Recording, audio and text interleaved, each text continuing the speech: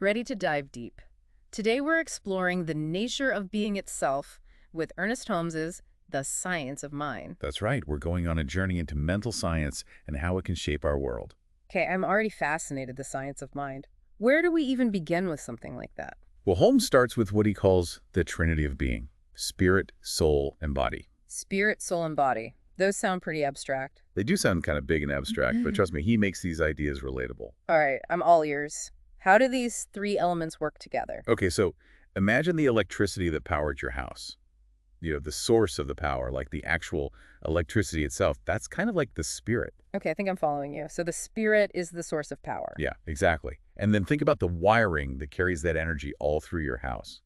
That's like the soul, or what Holmes calls the subjective mind. And the light bulb. What about the light bulb? Ah, yes. That's it. The light bulb, the light itself, the tangible result you see, that's like the body. Hmm.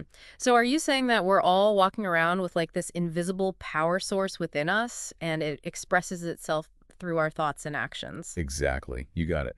And this trinity of being isn't just some random idea. It's something real, Hmm. and it's happening inside of each of us right this second.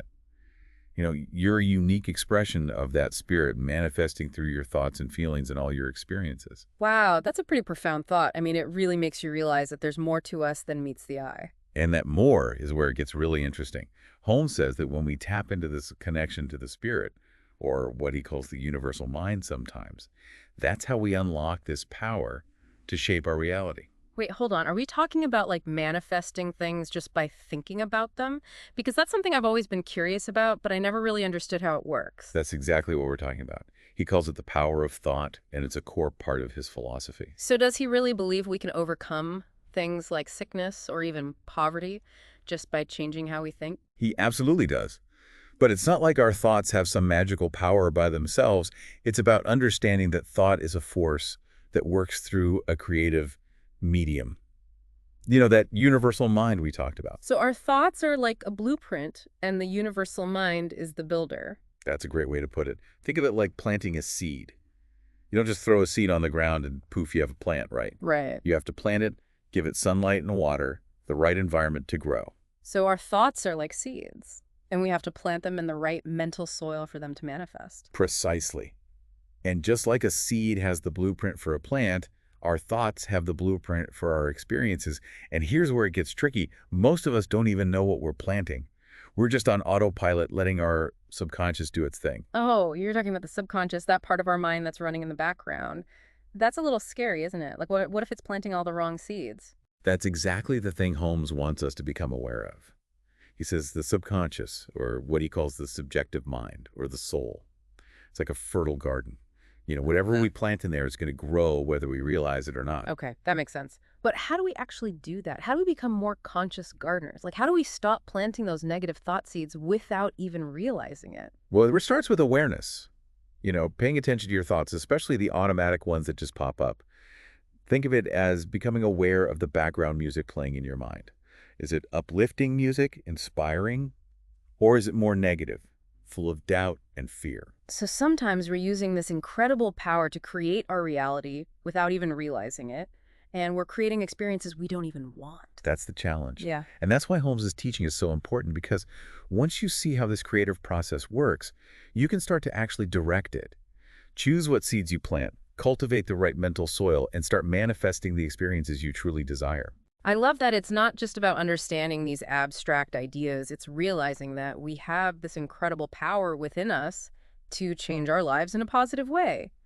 But it's a lot of responsibility too, right? We have to be mindful of what we're creating with our thoughts. Definitely. Holmes believed in free will. He said, God created us with unlimited freedom, but also with universal laws in place. Yeah. It's like having a superpower, but also rules about how that power works. So it's not like we can just wish for $1 million and expect it to appear, right? There are principles at play. Exactly, and those principles are key. He also believed that suffering isn't punishment from God, but more like the natural consequence of violating those universal laws. Yeah. It's kind of like gravity. It's just a law of nature. So we aren't just victims of fate. We have the power to change our circumstances by changing how we think and act. Absolutely. And that leads to one of the most thought-provoking ideas in Holmes' work, the idea of evil. Ooh, okay, I'm interested. What's his take on evil? He doesn't see evil as some outside force or entity, but more like a misunderstanding of the true nature of reality. He actually interprets the Garden of Eden story as a metaphor for humanity choosing to experience good and evil as part of our evolution. So he's not saying that bad things don't exist, but maybe our perception of evil is shaped by our thinking. You got it. He says by focusing on the good, the positive, life-affirming stuff in the universe, we actually experience less evil in our lives. That's an interesting way to think about it. It's not about pretending the bad stuff doesn't exist. It's about choosing to focus on the good even when things are tough. And that's where mental healing comes full circle. It's about choosing thoughts and beliefs that support our well-being, even when we face challenges.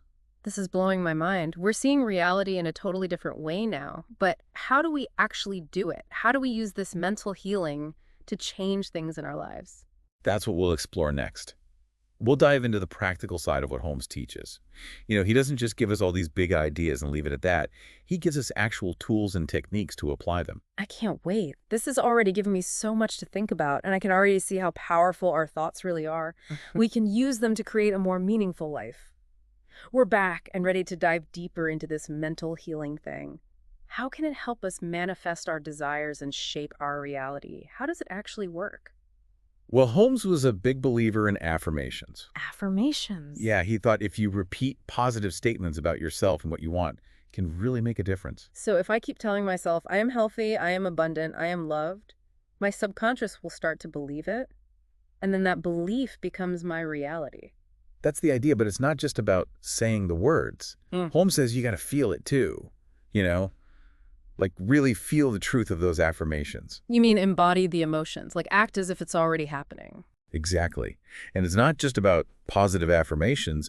He also talked about using denials to reject those negative thoughts and beliefs that hold you back. Oh, so if a thought pops up like, I'm not good enough or I'll never succeed, I can just deny it right then and there. Exactly. It's like weeding a garden. You got to pull those negative thought weeds before they take root. This reminds me of cognitive behavioral therapy, CBT. It's pretty popular these days. Holmes was way ahead of his time. He saw the connection between thoughts, beliefs, and experiences way before modern psychology. He really believed we could change our lives by changing our thoughts. It's not all about our individual effort, though, right? He talked about the importance of surrender, too. Absolutely. He was all about taking responsibility for our thoughts and actions. But he also knew sometimes we need to let go and trust in something bigger. Surrender to the wisdom of the universe or God, whatever you connect with. It's not all about willpower. It's like planting that seed, right? We do our part, but then we have to let nature do its thing. We can't control everything. Perfect analogy. We create the right conditions, but then we got to let go and trust the process. And that's where prayer comes in too.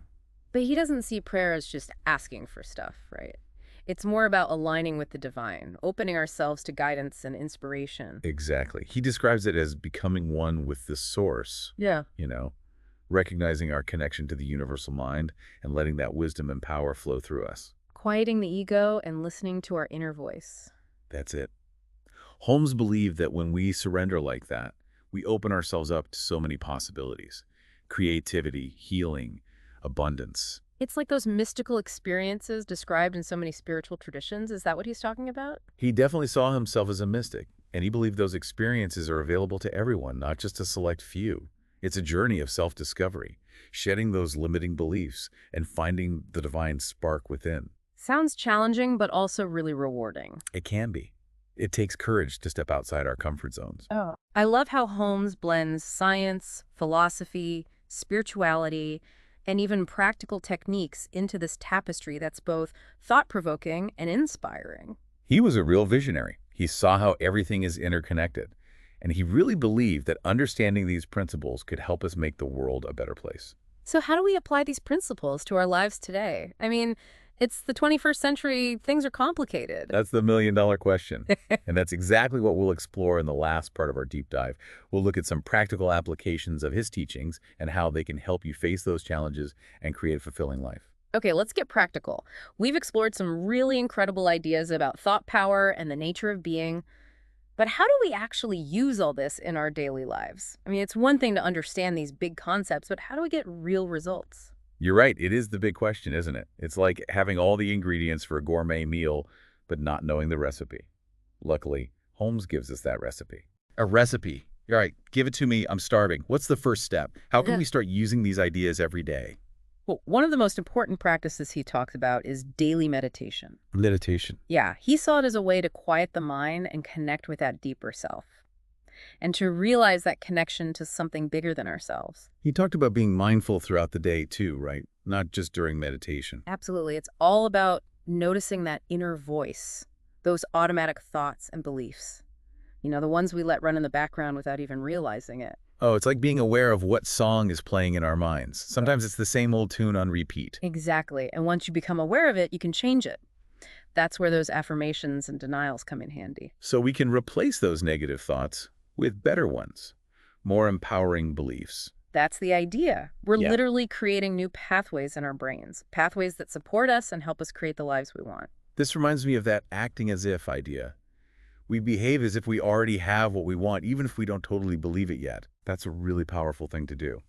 Taking action based on faith, trusting that we're supported, even when things are uncertain. So it's more than positive thinking. We need to take action, make our actions match our dreams. Yes. It's a dance between thought and action. The more we act in alignment with our vision, the more we reinforce those new beliefs. So the more we believe, the more we act, and the more we act, the more we believe. It's like this amazing cycle. You got it. Positive energy, momentum, building on itself. And as we see real results, our faith in our own power to create grows stronger. It becomes a self-fulfilling prophecy, but in a good way. This is so empowering. It's like we hold the keys to unlock our potential and create the lives we've always dreamed of. That was Holmes's message, empowering people to understand they have this power within them to create, to heal, to find peace and joy, to make a better world. And that message is just as important today, maybe even more so, with all the craziness going on in the world. He offers this beacon of hope in a world that often feels chaotic and uncertain. We're not powerless. There's so much wisdom and strength within us. He pushes us to question everything, to explore our minds and see the potential, to have a bigger vision of ourselves and the universe. And at the end of the day, it's not about reaching some far-off goal. It's about living each day mindfully, with intention, appreciating that connection we have to something divine within us. Wow, this deep dive has been a journey. I've got a lot to think about now and so many things to try. This is just the start. Keep asking questions, keep experimenting. Holmes said the key to unlocking our potential is realizing that divine spark within each of us. What amazing inner resources are you overlooking in your life? Think about that as you continue your journey. What a great thought to end on. Thanks for joining us as we explored the nature of being. Keep exploring and keep diving deep into the mysteries of life.